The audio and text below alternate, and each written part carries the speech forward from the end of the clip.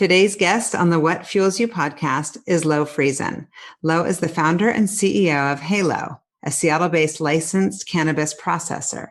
Upon obtaining a degree in environmental chemistry from Northwestern University, Lo followed a passion for medicine to work in a renowned gastroenterology lab in Chicago. The experience inspired her to explore cannabis as medicine and to enter the emerging industry. Lo joined Eden Labs, where she developed a strong foundation in botanical extraction. She later launched Heylo in 2017 with the mission to help anyone get more out of life with cannabis.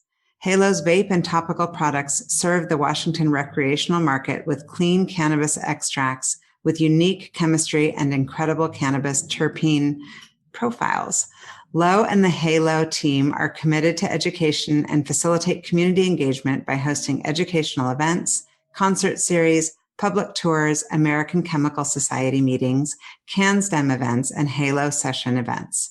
Her personal mission is to provide cannabis users with as much information as possible and to enable active and engaged lifestyles with cannabis. Welcome, Lo. So good to see you. Thank you, Shauna. So good to see you too. Okay, so I am going to hit you with some rapid fire. If you could be a famous actor, singer, athlete, or writer, which would you choose? I think I would be a famous athlete. Oh, what sport? Golf. Seriously? Yeah. This is a surprise to me. Do you play golf? I do. And I played competitively in high school. I didn't know that. And in college, but not with my college because I was a nerdy chemistry major and we weren't allowed to play. Well, I couldn't play sports because of the courses I had to take. So oh my gosh, you need to teach me. You need to teach me. Yeah, let's do it. It's so fun, especially if you go with people you're going to enjoy spending 4 hours with, or even 9 holes. But yeah, I play in a league in my neighborhood at West Seattle Golf Course. So okay, what trait most describes your leadership style? Optimism. I like it. I have a tendency to really, really, really, really believe in people. Yeah. Well, I really important. believe anybody can do anything. And so, I guess, optimism. Yeah. Okay. If you could have lunch with anyone, dead or alive, who would you choose? Dang. Probably, this is ridiculous, but Jeff Bezos. Oh, why is that ridiculous? It's fun because he gets a lot of hate these days. Yeah, he does. And I really admire the business sense that he has. So it's incredible. It's incredible. The vision and just the can do kind of no limits. Yeah, I agree. Yeah. Okay. So what's the first thing you do when you wake up? The first thing I do when I wake up is check my phone. I'm an AM immediate email checker. I am the same, but there's actually all these studies and all these indications that that's actually not great for your mental health. Of course, we all want to be meditating and whatever, writing in our gratitude journal, but that's really impossible. My husband literally wakes up, stretches, and meditates. I'm on the computer immediately. Yeah. At least I cut out caffeine this year, so I'm working on it. Yeah, it's little baby steps. What's your favorite movie? Grease. Nice. I love that because we're in different generations, and I'm bringing it back makes me happy. Hopefully, the original. Oh my gosh, never Grease 2. No. And if they ever remake that, I don't know if I could bear to watch it. But yeah, Grease, yes. I know every word, every song. Oh, me too. Yeah. Okay. We can sing while we play golf. Love it. Okay. What's your biggest pet peeve? When people especially right now, when people cut into your lane and they don't wave to say thank you. That is super annoying. You get your road rage. And who was your childhood hero? My dad. Oh, yeah. So your dad. So tell me about your childhood. Where'd you grow up? Multiple places. But I was born in Los Angeles, California, and then moved to Switzerland and then moved to Cleveland, Ohio. So why was your dad, was it for your dad or your mom's job? Yeah, so my parents actually are both entrepreneurs, and they started multiple businesses together, and they sold their business in California in the late 90s and then decided to take a contract job in Switzerland that ended up not working out. So we just lived there, and my brother and I got to ride the coattails of my parents' retirement at that time living in Europe. So we did a lot of traveling. Cool. That's actually one of those incredible experiences that you don't even probably realize you're in at the time. And you look back, you're like, how cool is that? Yeah, I've been to like 40 some countries. Oh, and wow. Yeah, I'm like, I don't really need to do a whole lot of traveling right now.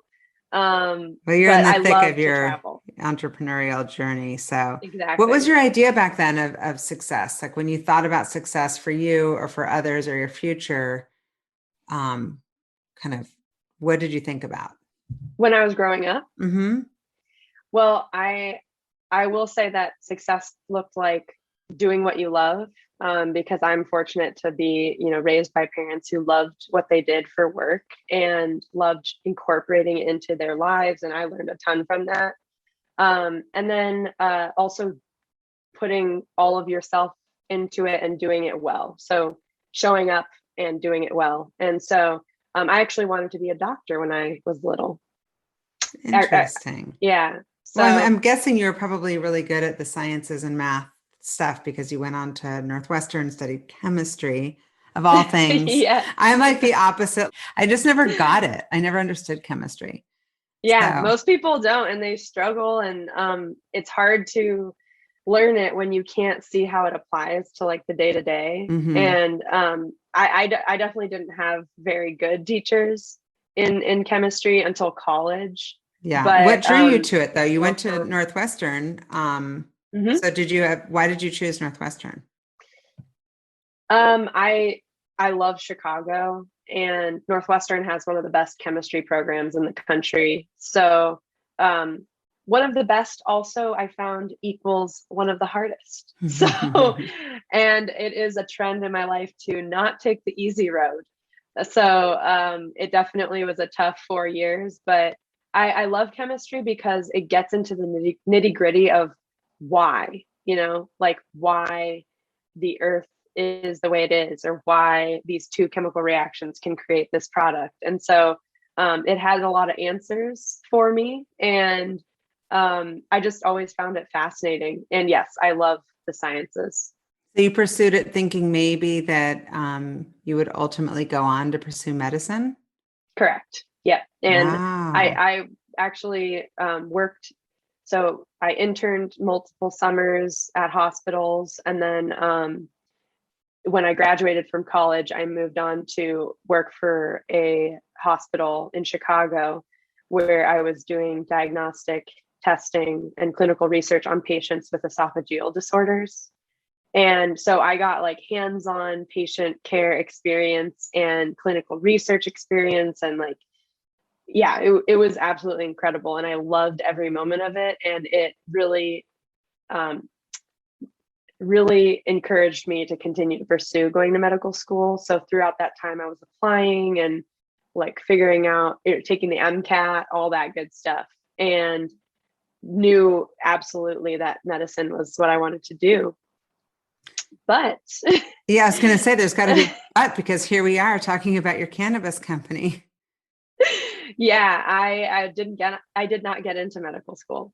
And so many people these days, like it takes multiple tries to get into medical school. And so at the same time, while I was like waiting for the decisions to get back to me about whether or not I got in, recreational cannabis started going legal. And my family for some time had been taught, well, my dad's a doctor and my sister is a doctor. And so medicine was always something that we talked about. And in Cleveland and in the Midwest in general, the opioid crisis is horrific, and it affected, a lot of members of my community. And so we would talk about cannabis as an alternative for addiction, a treatment for addiction. And so it was kind of top of mind because not only had I heard that in discussions with my family, but also working in a hospital. Illinois had not gone medical yet with cannabis, but my patients were still telling me how, they used cannabis for this or that. So then while working for a hospital, I had unlimited access to research papers. And I started really looking into the pathways that cannabis uses to interact with our bodies and treat different ailments. And it was fascinating. It was so cool because I was able to understand, like, why do you get high when you use cannabis? Or why do people use it this way or that way? And what are the answers? I need all of them. And I also, going back to what you were talking about, the opioid crisis, I agree. It's like the most depressing thing ever. And it's so broken in our country, beyond. But I think that, for people that have addictions, when you think about like, oh, maybe cannabis could help them through, I think there are those who have the belief that cannabis is like a gateway drug in some sort of way. Do you still hear that, or is that like an old school way of thinking? No, it's definitely very, very much alive in terms of that sentiment. And it's hard to say because everybody is different. And so everybody's addiction is different. Some people, it's very easy to become addicted to opioids. Some people will try it, recreationally, and some people get prescribed it after surgery. I mean, so many people that I know who go get knee surgery or something, they get prescribed like a huge number of these opioids and painkillers. And it's so scary to think that like you could just be using it for treatment and then be addicted for the rest of your life. It's so scary. That's my whole, I know, it's unbelievable. So what did you learn about yourself through kind of doing all this research? And as far as, obviously you got interested in the industry, but what did you learn about yourself as far as how you saw getting into that versus medical school? Was it like, I don't know, this seems risky, what will people think? Or was it like, I don't care, I'm going to kind of be a disruptor and get ahead of this industry that's like, kind of on the fast track in a big way? Well, part of me was completely shaken because ever since I was 4 years old, I was like, I'm going to be a doctor. And my whole, life, I thought, was kind of planned out. And here I am completely having to rethink what I was going to do because I just couldn't take more time committed to this process of applying and going to medical school with still like uncertainty of whether or not I would get in. And it really does take an emotional and physical toll. Yeah. What kind of medicine did you want to practice? Well, I worked in gastroenterology, and that is like, I loved it. And so I was thinking about that. But yeah, my parents actually encouraged me to look into the cannabis industry. So they're total disruptors. Like, they always think outside of the box and like anything is possible. And so they were like, with your degree, it makes total sense that you could really excel in this industry. And so I started looking into like opportunities, and I realized how much there was left to discover, how much how few chemists and like science background professionals were in the industry at this time. And so I was like, there's so much opportunity. And I had already done all this research on like how it actually there's so much benefit to it. So I believed in it. And I also was a cannabis user at the time. I much prefer it to alcohol. I used it for my anxiety. I already had experienced it personally. And so I decided that extraction would be my specialty because that's where my background really lent itself to. And I really was curious about it. So I picked like a few states: Colorado, California, and Washington were the three that were legal recreationally at the time. And California seemed like way too big for my comfort zone. Colorado was kind of wild as well. And Washington was like just getting started. So I decided to move to Washington. Wow. Just like sight unseen, pick up your bags and move to Seattle. Yep. I booked a one-way ticket and an Airbnb for a few nights and just kind of figured it out. And were you coming here to try to find a company to join, or did you know that you were going to pursue some sort of entrepreneurial endeavor? Did not at the time think I was going to be starting a company. I was figuring out how I could get into the industry. And luckily I had met the folks at Eden Labs, they basically introduced CO2 extraction to the cannabis industry. And we really got along well, and they actually offered me a job. So it made the transition very easy for me, which I'm so grateful for. And they're really, really dear friends to this day.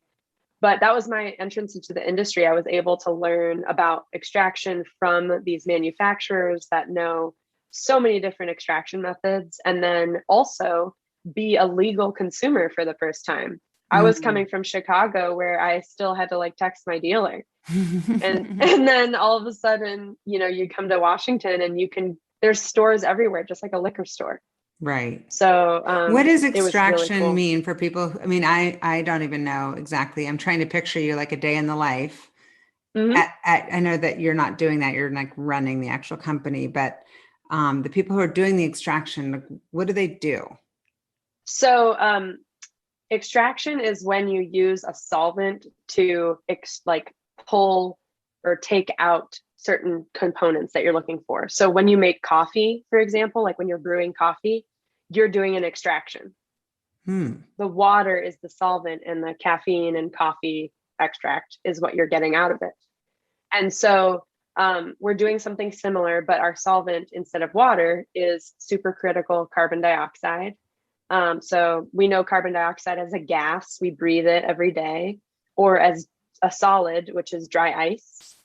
But we're using CO2 in a different phase. And it's a big machine. It's kind of like a distillery, if you've seen a distillery before.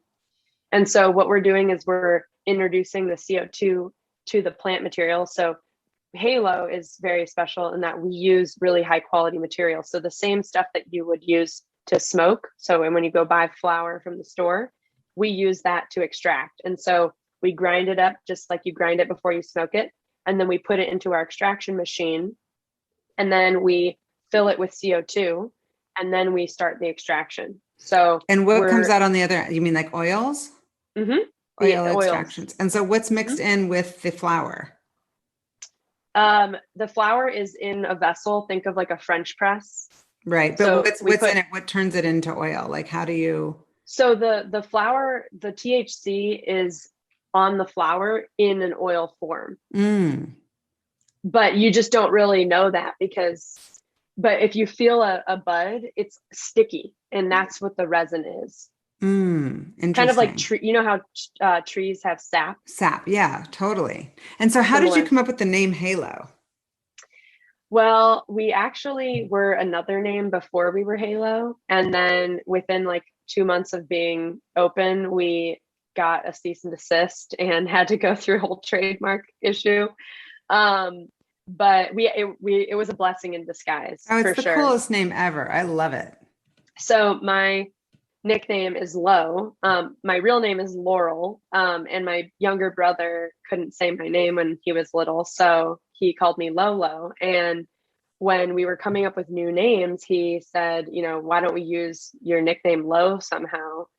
And then my husband was brainstorming, and I think had a light bulb moment when, he would say, "Hey, Lo," like to ask me a question. And it was like instantaneously a hit. So it's a great brand. It's so good.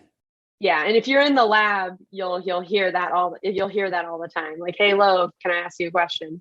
And it really is a testament to like my passion for sharing the knowledge that we've acquired over the years about cannabis. Yeah. And so you talked about some of these things are like big machines, like all that costs money. How did you even fund this thing? Bootstrapped, kind of. I am the sole owner and used my savings to purchase a license, which in Washington State, there are a limited number of licenses. So you have to purchase an already existing license. So I did that. And my family helped me get started they own the equipment. And so I'm basically paying a lot of rent every month. to them for that equipment.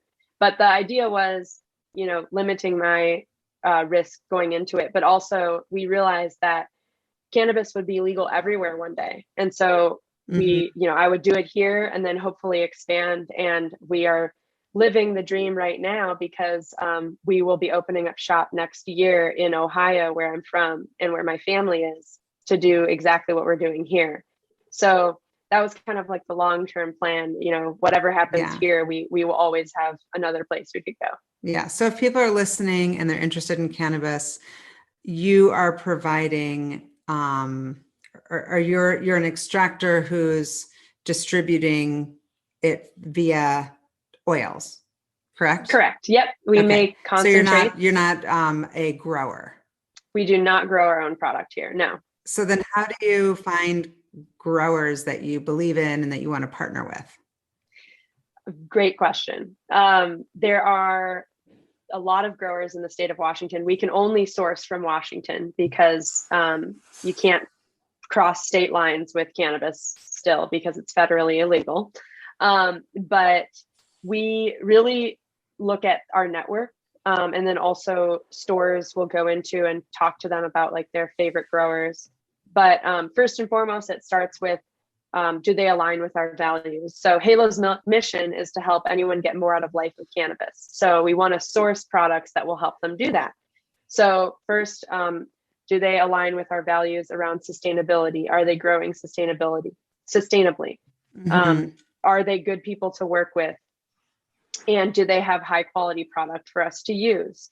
So usually that means they're outdoor growers, and we will just look for them. And it's been pretty cool because a number of growers have ended up being referred to us by retail stores. So it started with networking and really getting to know the industry in the beginning. And now it's become a little bit more than that, in that people come to us to work with us. Yeah. Well, speaking of your values, I just read a little bit about some of the differentiators. Like, I know it's just things that some people might not even think about, but that kind of is aligned in your consistency around your values. But talking about how your boxes are 100% recyclable, how it's a zero waste facility.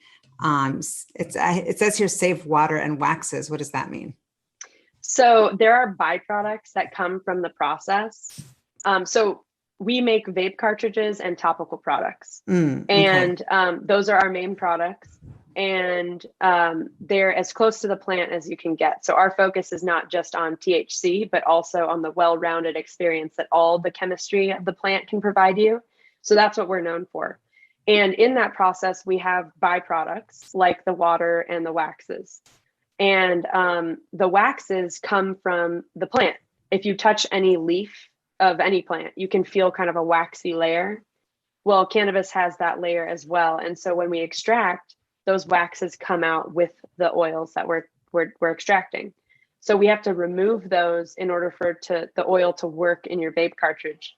And those waxes have some benefit to them. And so in our topicals, instead of using beeswax, for example, we have found a way to use the waxes from the cannabis plant in our topicals. So our topicals are now 100% vegan and pretty sustainable because we're literally using our byproduct to make those products. Yeah, it says recapture CO2 during extraction and reuse it later.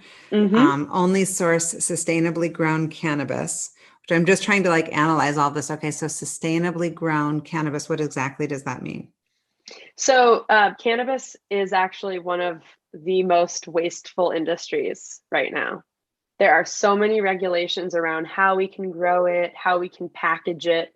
And so it's been a challenge to create that 100% recyclable packaging or these processes that can help us contribute to the waste, to reducing waste. And so cultivating the plant, just like any agricultural product, think about almonds, those take a ton of water to produce. How can we find more sustainable ways to grow the plant? Those growers that are committed to doing that are the growers that we work with. So most of the time it's outdoor growers because they don't need any extra lighting or anything. They're relying 100% on the sun, which indoor cannabis cultivations use so much energy. I mean, city blocks worth of energy. I can see that.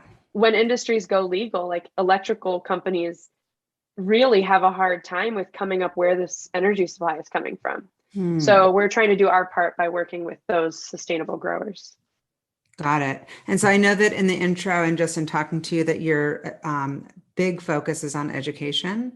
How do you do that? Like what type of content is getting the most traction or that people want to kind of ingest the most?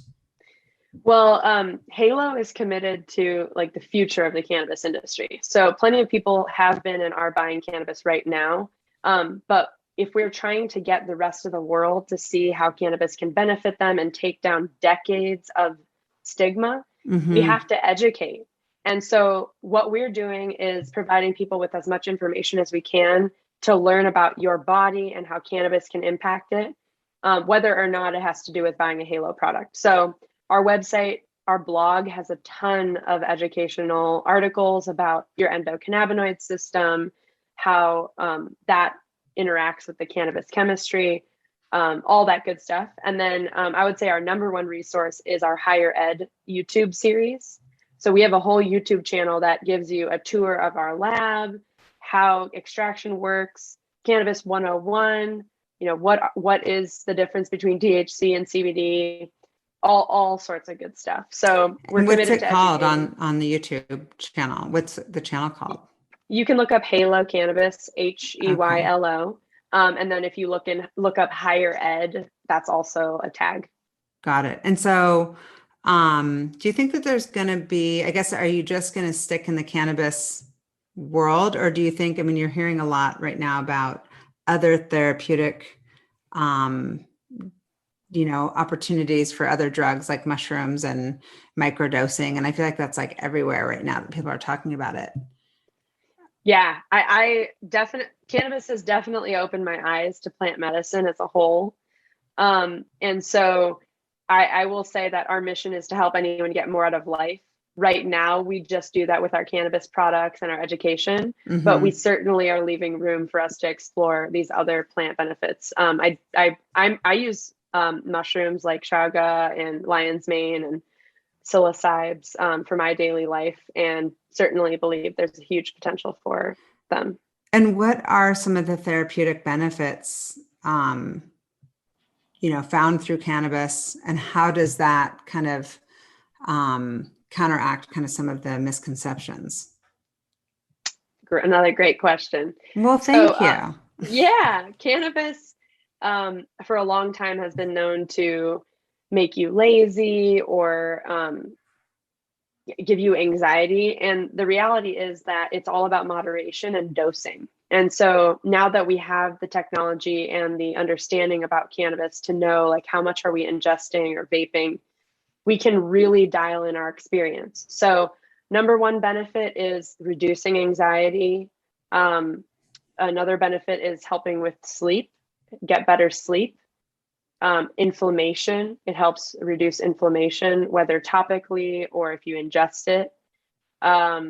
And those are some big ones that people are seeking out cannabis for. And so it really is what are you looking for? Because cannabis can also help you get focused and clean your entire house and make it fun.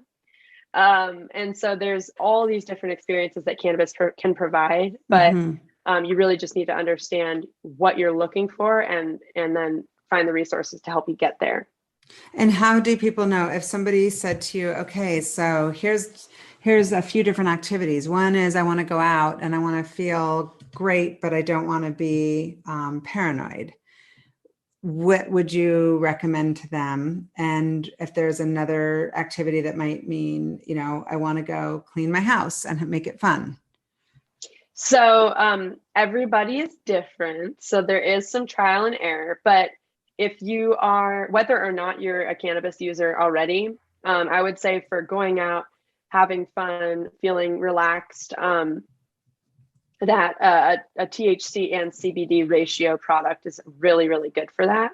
So everybody knows THC, that's the molecule that will get you high, feeling the euphoria that cannabis is known for. CBD is really known for that wellness side of things.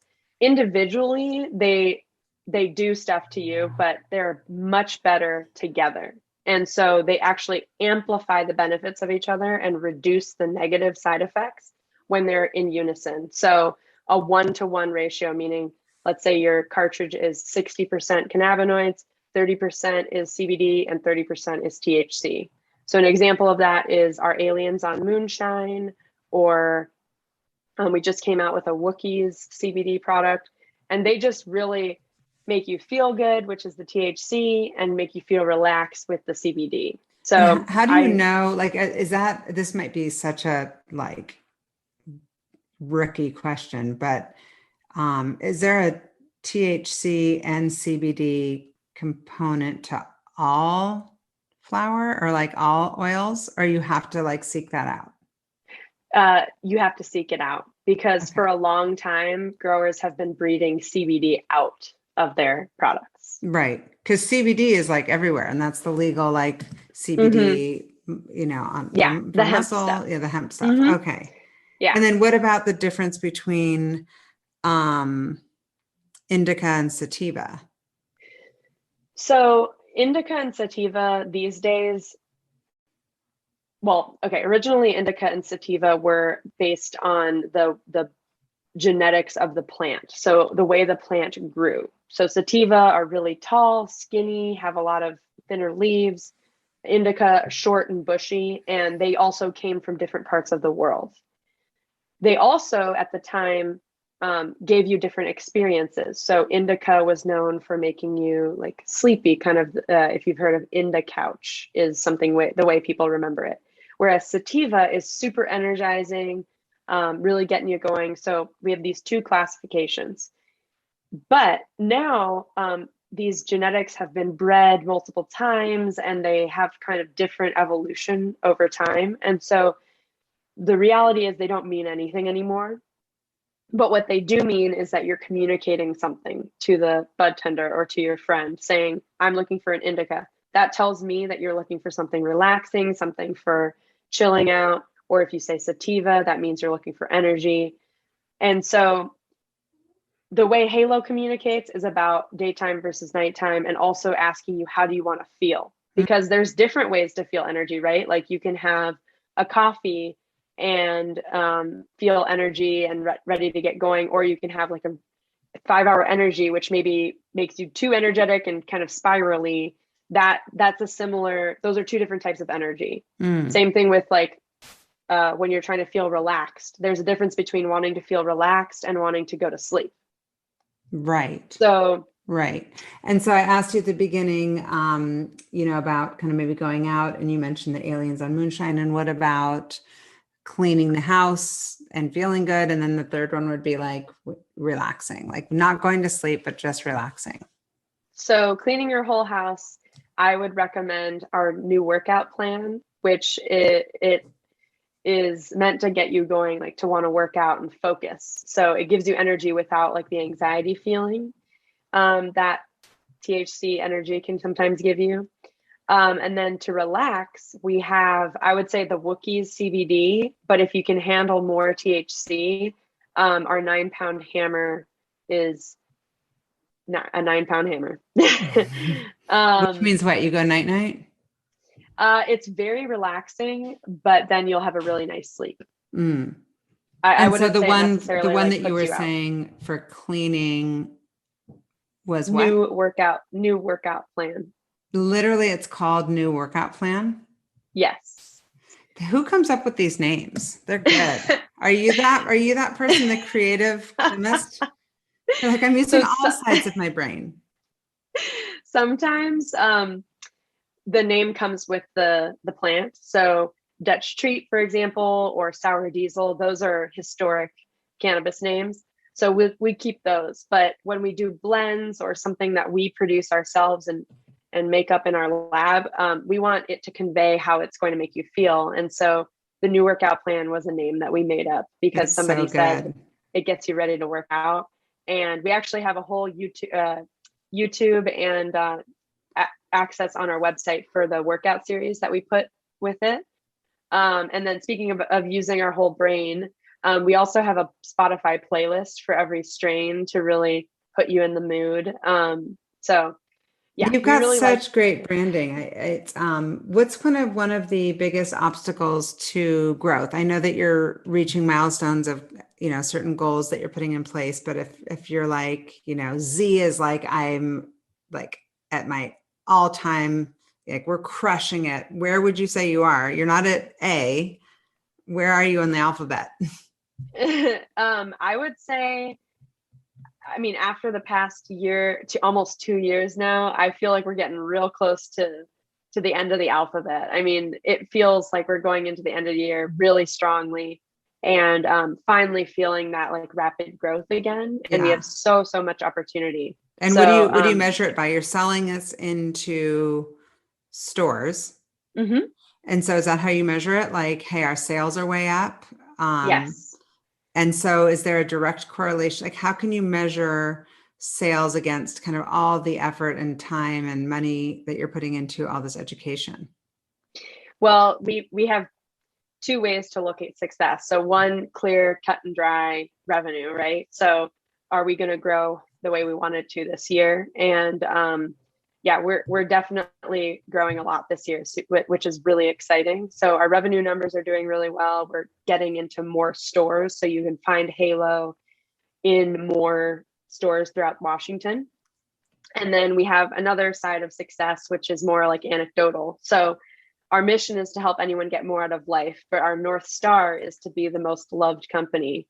And so the more feedback that we can get from our customers and engagement through our coloring sheets, people sending us pictures of them doing their coloring sheets from our website, or more comments and views on our YouTube, knowing that we're reaching people and actually living our mission and living our values is another measure of success. So we're getting so much good engagement, and that's both from our customers that are retail stores and also our consumers that are sharing with us all the ways that our products are helping them get more out of their life.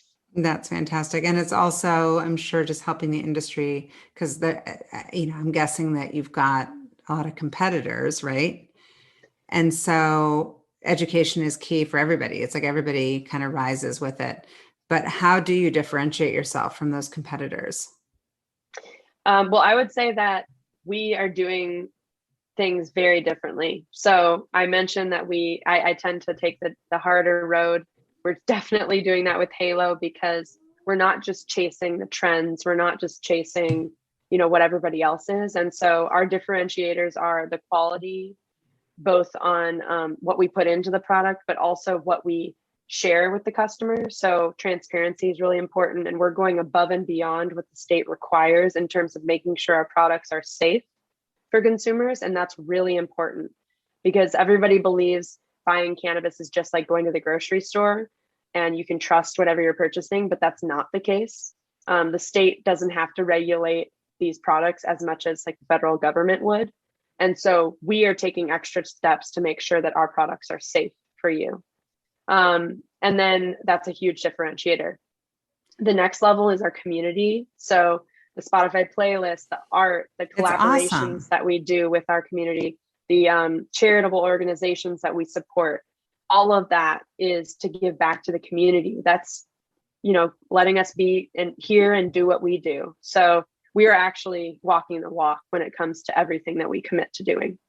And one other thing, which is one of our most important pieces, is creating an extract that's as close to the plant as possible. So many people focus on THC and getting as high of THC numbers as possible, where they're creating one type of high, and THC can give you that like immediate spike of a high, but it's very narrow. So a lot of people say vapes aren't the same experience as smoking flower, and that's why they don't like them.